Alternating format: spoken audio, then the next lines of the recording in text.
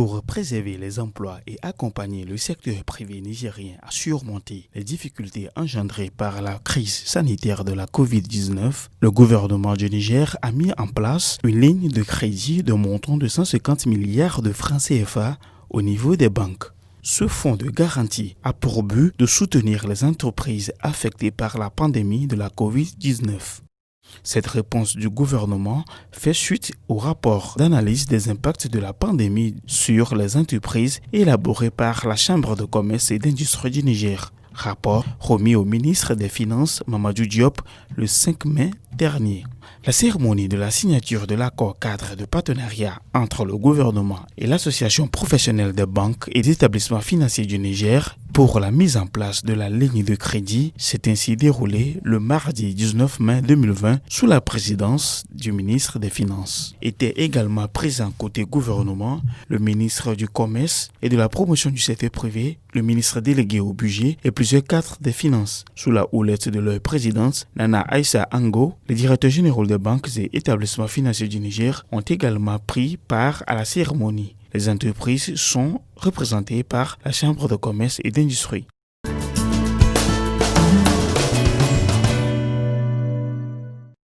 Après la signature du document de l'accord cadre de partenariat, la cérémonie s'est poursuivie avec les différentes allocutions et une séance d'échange entre les participants. Le gouvernement a décidé de mettre en place un mécanisme de financement pour accompagner les entreprises affectées par la crise en vue de préserver le tissu économique de notre pays.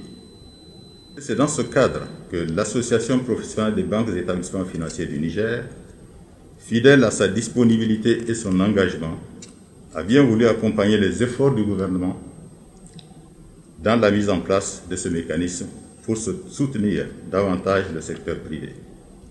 Les entreprises affectées opérant dans tous les secteurs d'activité et qui respectent les critères de sélection pourront bénéficier de ce mécanisme.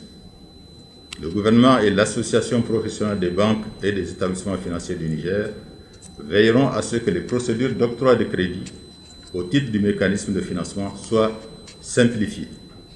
De même, il sera appliqué les mêmes termes pour rendre les conditions d'accès au crédit non discriminatoires. Dans l'accord cadre de partenariat, les entreprises dont le chiffre d'affaires annuel est compris entre 25 millions et 1 milliard de francs CFA sont classées dans la catégorie petites et moyennes entreprises. Ces PME auront un guichet particulier avec une ligne de crédit de 50 milliards de francs CFA. 2 guichets seront ainsi mis en place. Un guichet pour les petites et moyennes entreprises doté d'un montant de 50 milliards de francs CFA et un guichet pour les grandes entreprises de 100 milliards de francs CFA. Pour le guichet dédié aux PME, l'État mettra à la disposition des banques une enveloppe de 25 milliards de francs CFA sous forme de dépôt de garantie non rémunéré. En contrepartie, les banques s'engagent à injecter 50 milliards de francs CFA sous forme de crédit en faveur des PME dont le chiffre d'affaires annuel est compris entre 25 millions de francs CFA et 1 milliard de francs CFA. Pour le guichet dédié aux grandes entreprises, une enveloppe de 25 milliards sera placée par l'État auprès des banques sous forme de dépôt non rémunéré pour servir de garantie.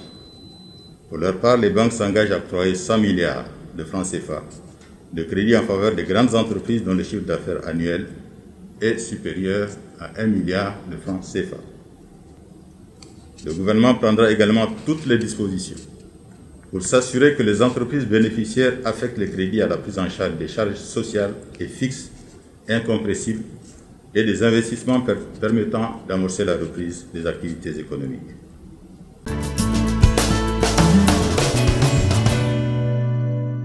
Depuis l'apparition de cette crise sanitaire en mi-mars 2020 au Niger, suivie d'une série de mesures restrictives prises par le gouvernement pour limiter sa propagation, les acteurs de banque ont entrepris d'énormes initiatives pour soutenir l'économie nigérienne.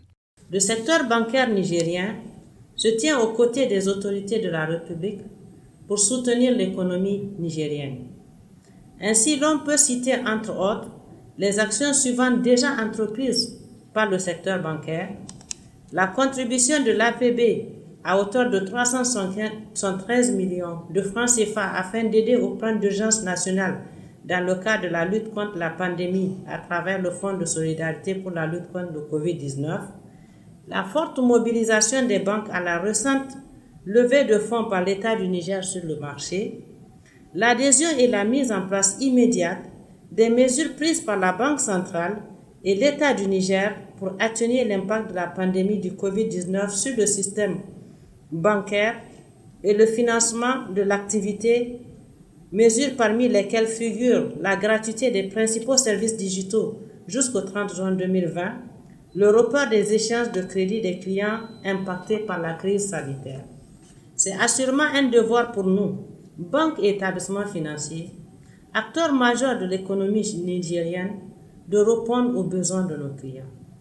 Ainsi, par ma voix, les directeurs généraux des banques et établissements financiers vous réaffirment tout leur engagement et leur volonté d'œuvrer afin de renforcer la résilience du secteur privé face à cette conjoncture que nous espérons sera de courte durée. Cet accord de financement entre l'État du Niger et l'APB, d'un montant de 150 milliards, garanti à hauteur de 50 milliards par l'État du Niger, permettra aux entreprises affectées par la pandémie de pouvoir disposer de crédits à un taux de 315% hors taxe sur une durée de 6 mois à 4 ans. Dès aujourd'hui, les banques mettront tout en œuvre afin de traiter avec toute la diligence requise les requêtes des clients pouvant être prises en charge dans le cadre de cette convention. Le secteur privé nigérien est menacé autant que la santé publique. Selon le rapport du comité en charge du suivi des impacts de la COVID-19 de la Chambre de commerce et d'industrie du Niger, la perte s'élève à près de 500 milliards de francs CFA. Cependant, la Chambre se félicite de cette action qui, d'ores et déjà, prend en compte de nombreuses inquiétudes citées dans le rapport. La croissance est freinée, l'inquiétude et la déception gagnent le monde, le capital humain est menacé et le potentiel humain est bloqué. Pour ne citer que ces exemples, les chiffres d'affaires sont déjà en baisse, les travaux de sous-traitance qui constituent la principale source de revenus diminuent, les services et les travaux de réparation et d'assistance stagnent du fait de l'absence de clientèle, l'exportation des produits d'art sur les marchés internationaux est menacée. La patience n'était plus de rigueur parce que, comme vous le savez, le secteur privé est l'un des plus exposés, notamment nos entreprises et les pays d'industrie restants. Pour ce faire, j'avais sollicité que ces maillons de l'économie puissent bénéficier de l'appui de l'État. Je constate avec beaucoup de satisfaction que cet appel a été bien entendu et s'est manifesté à travers plusieurs actions salvatrices, dont celle qui consacre la signature d'un accord cadre entre l'État et les structures bancaires avec pour objectif de stabiliser les conditions d'un financement de 10 entreprises et industries. Afin d'atténuer l'impact économique et financier, le gouvernement a également pris d'importantes mesures, notamment en matière fiscale, économique et financière. La mise en place d'un fonds de garantie permettra de relancer le secteur privé. Je reste convaincu que la relance du secteur privé pourrait être une opportunité de réponse pertinente à la situation présente. En effet, le positionnement stratégique et l'accompagnement des entreprises et des industries par une meilleure fiscalité et un modèle de financement comme l'envisagent les pouvoirs publics pourront permettre de sauver bon nombre de nos entreprises et industries dont pour beaucoup le sort était déjà ficelé pour la fermeture. L'intensification de ce type d'actions d'accompagnement et d'encadrement par des mesures rapides et plus efficaces à travers le renforcement du financement de l'entrepreneuriat et l'auto-emploi et l'amélioration de l'environnement des affaires et de la compétitivité pourront également peser sur la nécessité de la modernisation et du développement du secteur privé national pour en faire un pilier d'émergence. M'adressant particulièrement à mes collègues opérateurs économiques, il est attendu de nous de l'anticipation et de la proactivité afin que dans les délais convenus, nous puissions satisfaire aux exigences et espérer tirer tous les profits de cette opération qui pourrait éventuellement susciter et encourager d'autres. J'en appelle donc à l'engagement responsable de tous face à cette situation de péril pour nos unités de production et pour notre économie en général, afin qu'on puisse produire et mettre à la disposition au moment convenu les garanties de transparence, de traçabilité et de redevabilité quant aux données que nous fournirons. Monsieur le ministre, avant de finir mes propos, permettez-moi de remercier particulièrement vous et votre équipe et solliciter au nom de l'ensemble du secteur privé que vous soyez notre relais auprès de son Excellence M. Issoufou Mahamadou, président de la République, chef de l'État et du gouvernement, pour les efforts inlassable que vous déployez pour la relance de nos activités. Au comité que vous allez installer incessamment, je souhaite beaucoup de courage et une grande réussite au bénéfice de l'ensemble des unités meurtries. La Banque centrale des États de l'Afrique de l'Ouest s'est dite disponible à fournir la liquidité sollicitée et appelle les professionnels des banques à l'assouplissement de leurs conditions. Pour ce qui est de la ligne ou globalement de la convention qui vient d'être signée, évidemment nous ne pouvons que nous réjouir de cela, puisque cet accord vient compléter d'autres dispositions qui ont déjà été annoncées ici. L'objectif principal, évidemment, c'est de soutenir le secteur économique qui, aujourd'hui, se trouve dans une situation assez difficile. Maintenant, pour ce qui concerne peut-être les efforts comme vous avez demandé au niveau de la Banque centrale, il faut indiquer que la BCEAO a très tôt réagi par rapport à cette situation. Un certain nombre d'avis ont été publiés pour solliciter les banques, les amener à assouplir leurs conditions au regard des structures entreprises les plus impactées par la situation de pandémie. Et également, la Banque centrale a elle aussi essayé d'appuyer le secteur bancaire, puisque aujourd'hui, sur le marché monétaire, pratiquement toutes les sollicitations des banques sont satisfaites. C'est-à-dire que les demandes des banques sur le marché monétaire aujourd'hui sont satisfaites à pratiquement 100%. Et également à un taux d'intérêt fixe qui est le plus bas possible, qui est le taux d'intérêt de 2,50%. Auparavant, il y avait une fourchette de taux d'intérêt et ce taux de 2,50 était le plus bas, mais vous aviez des taux plus élevés. Depuis que la crise a commencé, la Banque centrale a pris la décision de fournir de la liquidité aux acteurs du marché monétaire, donc aux banques, à ce taux fixe et à fournir toute la liquidité sollicitée. Évidemment, c'est une manière pour la Banque centrale aussi de donner le signal consistant à dire que les entreprises aujourd'hui sont confrontées à des difficultés et qu'il convient de les accompagner pour traverser cette période. Les questions relatives aux conditions d'octroi des crédits, les critères d'éligibilité des entreprises et la réalité des jeunes entrepreneurs ont été à table. La première question que j'aimerais poser est relative aux critères d'éligibilité ou de sélection au niveau des banques. Alors, dans le rapport qui a été présenté par la Chambre de commerce, je pense qu'il vous a été présenté le 5 mai dernier, nous avons vu quand même que, c'est vrai, toutes les entreprises sont affectées, mais il y a des secteurs qui sont les plus touchés. Certains des secteurs sont des secteurs dont les activités ont été carrément arrêtées. Et dans l'accord dont j'ai lu le projet, je pense qu'il n'y a pas, je n'ai pas vu une partie où on dit qu'on va analyser la sélection en tenant compte de comment l'entreprise est réellement affectée et aussi de son besoin de financement. Parce que c'est une ligne qui est ouverte à tout le secteur privé, mais pour qu'elle soit, je pense, la plus utile, il faut quand même qu'on mette des mécanismes pour la rendre profitable aux entreprises qui en ont le plus besoin. Et ça, les critères de sélection peuvent aider à ça. La deuxième question est relative aux diligences qu'il peut y avoir au niveau des banques, surtout pour les PME. Parce qu'on sait que les grandes entreprises sont habituées à travailler avec les banques, mais les PME, certaines ne sont pas habituées. Maintenant, quel est le mécanisme de diligence que les banques peuvent garantir au niveau des PME pour dire, bon, nous allons l'adapter à votre situation en tant que PME. Quand la plupart des entreprises qui ont 25 millions de chiffres d'affaires n'ont pas une structure de gestion très forte. Et donc, même quand elles vont demander des financements, il va peut-être dans les documents qu'on va leur demander, il y aura des choses qui vont manquer.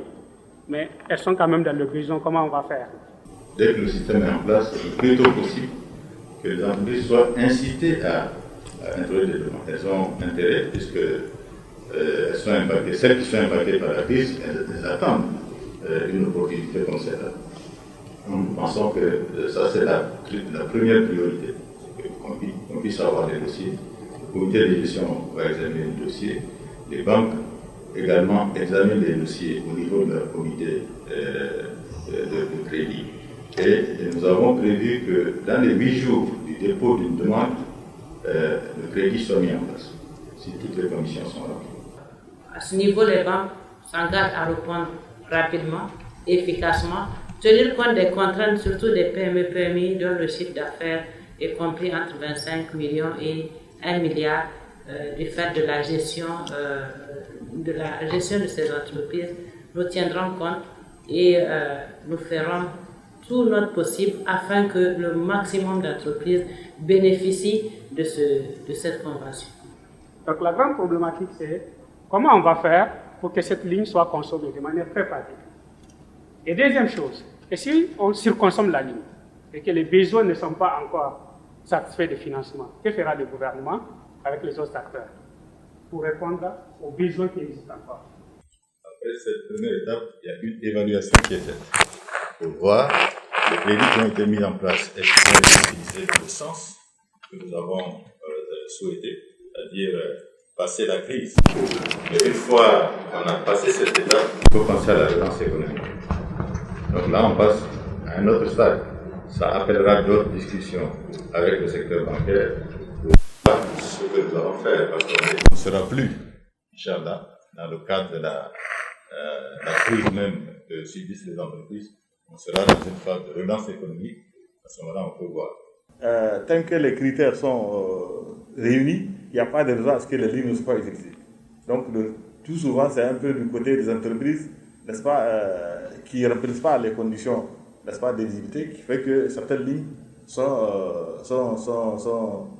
laissées à elles. Parce qu'il y a plusieurs lignes de crédit, en tout cas, à ce qu'ils sachent, que les banques cherchent elles-mêmes, avec d'autres des barres de fonds, et qui sont utilisées pratiquement dans la moitié du temps qui est imparti.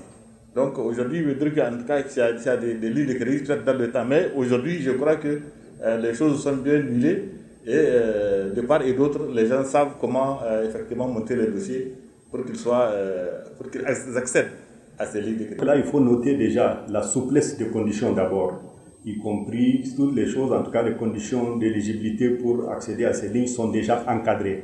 Et de par les premiers protocoles, en tout cas la lecture que nous avons du protocole, vraiment toutes les facilités ont été créées pour pouvoir permettre à ces structures de pouvoir accéder, et particulièrement les petites entreprises.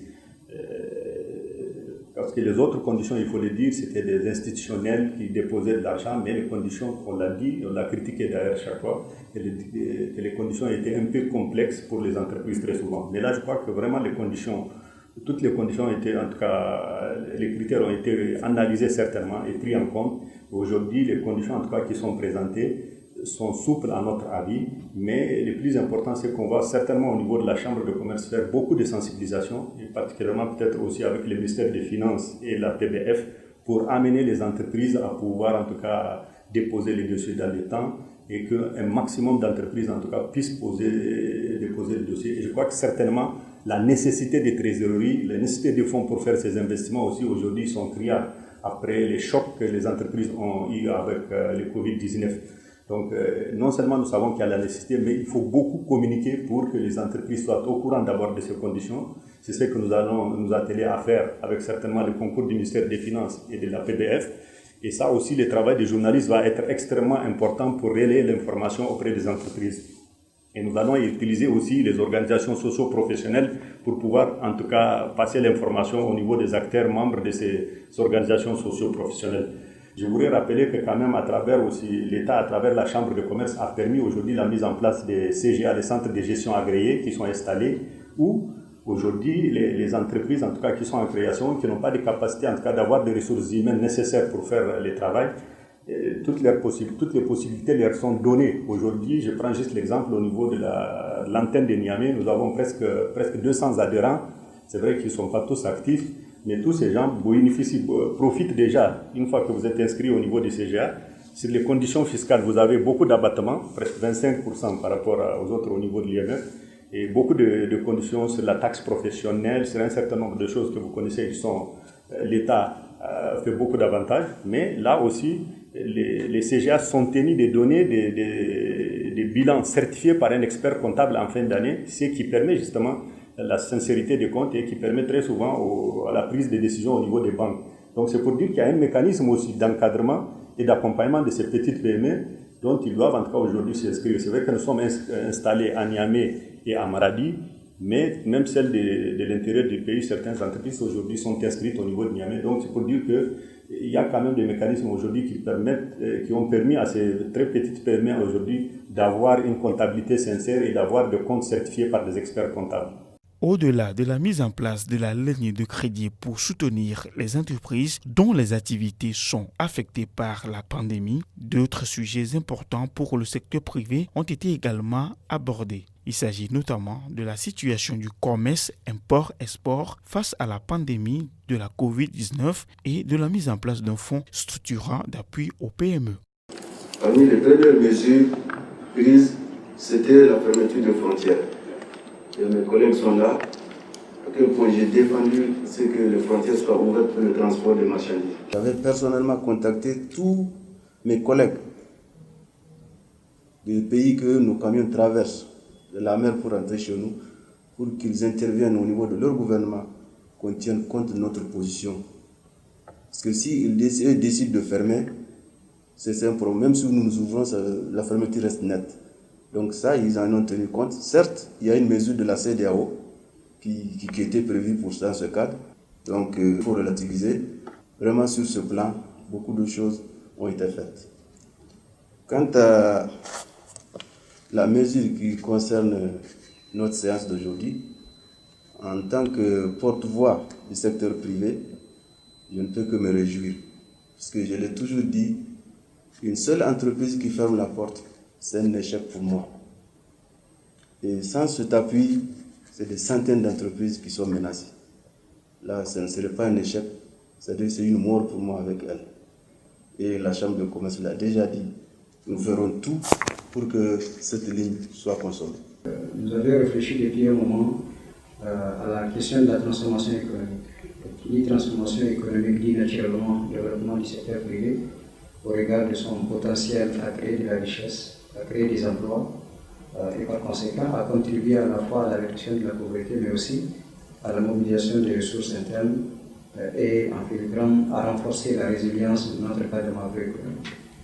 Et cette transformation économique naturellement doit s'accompagner, comme je dis, du développement du secteur privé et en particulier de l'accompagnement qu'il faut faire pour les PME et PMI et précisément sur notamment la dimension accès au financement.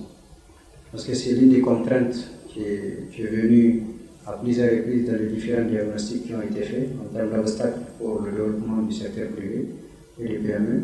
Et c'est dans ce sens qu'on a pensé bien avant, bien sûr, comme je disais, la question du Covid arrive, de mettre en place un plan, un fonds d'accompagnement des PME. Ce fonds est en train d'être mis en place, sera opérationnalisé incessamment. Il viendra en complément de tout ce qui est en train de se faire. Comme l'a dit le ministre, c'est qu'on est en train de penser à la crise aujourd'hui, mais après il faut penser à la relance et il faut penser à la question de la restructuration de notre économie. Donc ce fonds d'accompagnement pour le PME, il aura aussi des dimensions telles qu'on l'a définies dans le cadre de ce cadre-là. La question d'intégrer l'ensemble de tous les acteurs, que ce soit la Chambre de commerce, que ce soit les autres acteurs qui contribuent par exemple à l'incubation des PME. Et l'objectif c'est mettre en place un fonds pour lequel d'ailleurs nous avons prévu une dotation budgétaire dans le cadre de la loi des finances 2020.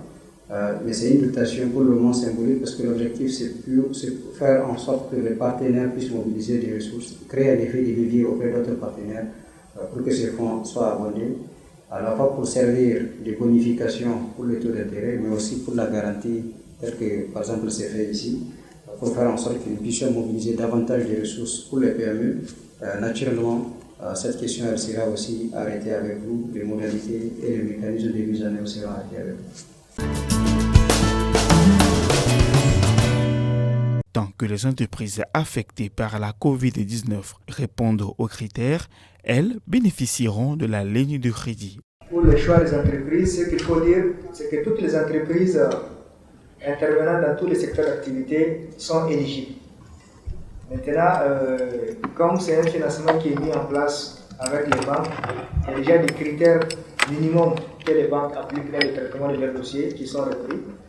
Donc, il y a un certain nombre d'informations sur les états financiers et bien d'autres éléments que les entreprises ont déjà l'habitude de produire qui vont être demandés dans la construction du dossier. Et en plus, il sera demandé quand même aux entreprises de faire un effort d'analyse pour faire ressortir l'impact de la crise du coronavirus sur leur activité. Et également, comme le financement vise à prendre en charge les besoins primaires, donc les charges de trésorerie et les besoins d'investissement, donc les entreprises seront amenées à faire une évaluation de leurs charges courantes dont elles demandent le financement et également à produire un projet d'investissement, de confortation de leurs activités dans le cadre de la résilience face à la crise. Sont bénéficiaires de la ligne de crédit les entreprises intervenant dans des secteurs affectés qui avaient de l'activité, des flux, une situation saine et ou un potentiel de développement avant la pandémie et rencontrant actuellement des difficultés du fait de la crise avec un besoin d'accompagnement pour préserver les emplois et surmonter les difficultés. Un comité de gestion tripartite, gouvernement, secteur privé et secteur bancaire a été mis en place afin d'assurer la mise en œuvre optimale des dispositions de l'accord cadre ainsi que le suivi et évaluation. La consommation de la ligne reste désormais le seul défi crucial. La balle est désormais dans le camp du secteur privé.